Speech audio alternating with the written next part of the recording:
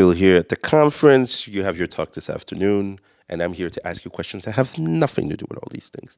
But I guess we could start with the basics. So, how did your journey start in AI? Like, where did the passion come from? Thanks for having me. I started working in AI 3 years ago with Hugging Face. And before that, I was doing a master's in computer science and mathematics because I liked both disciplines. And naturally, AI and deep learning were kind of an intersection of both.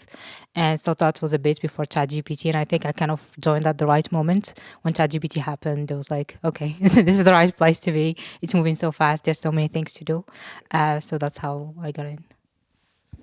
It's a field that's both broad and now super, like, I would say, hype in that sense, very popular. What do you specialize in that sense then? At least what do you do daily at Hugging Face, for example? Yeah, so at Hugging Face, I work on language models, but models that are small can be deployed in a resource constrained environment, for example, like your phone or your laptop. Because I really think that large language models are cool, but they really have a high inference cost. So what we're trying to do is to make these models more efficient so that you can get both a model that works well, but that you can also use easily. So my day-to-day work is trying to learn more about how these models run more experiments to learn how to train them more efficiently. So it's interesting because I feel like developers or engineers, software developers, data scientists, I feel like they build a relationship with all these models and these LLMs, but in the end, they're put in the hand of the users and in the hands of the users. How would you, where does a user stand, let's say, when you build models? At which moment or when does it interfere in how you build them?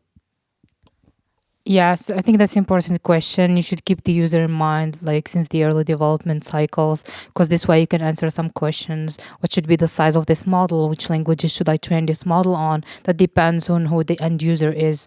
So that's something we take into consideration when we want to start training a model.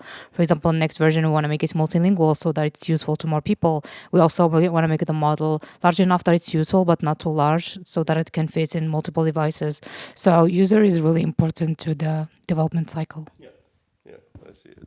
And so I have a completely different question for you now. For example, I've been told, I spoke to friends, for example, who are chefs, so they work in restaurants, and they always explain how when they get home, they don't necessarily, want to cook, which is kind of like a hazard of the craft.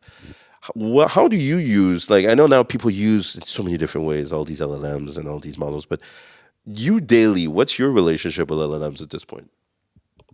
Yeah, I think I have to use the AI to know what I'm doing and also to test the things that we develop.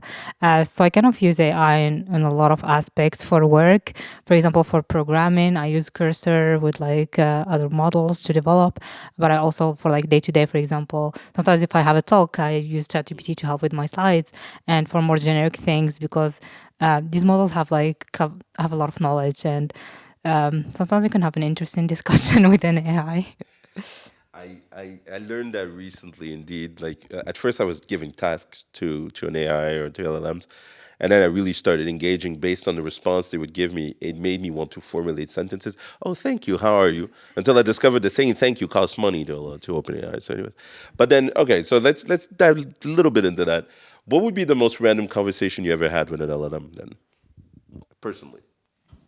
Something random. Yeah, I think somehow like because I'm originally from Morocco, so I wanted to know if it was like speaking Moroccan dialects. Oh. It was okay, but like the conversation was very weird, in broken Arabic, and I think that was a fun conversation. Fair enough. That's a good test. So I got a final question for you. Let's say you could reset your career completely. Do you think you would still be going the direction you choose, or is there like a hidden passion or something completely different you would want to do?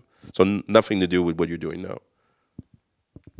Yeah, I think when I was young, there were a lot of different things. I don't know, like design, painting, but I think I'm probably better at what I'm doing now. So I may have ended up here, but maybe in another parallel universe, I could have done something in those things. Well, they do say now that there's a future for art in AI, so who knows? Maybe it could be another career. Thank you so much for your time. I see you this afternoon for your talk, and thank you for having us.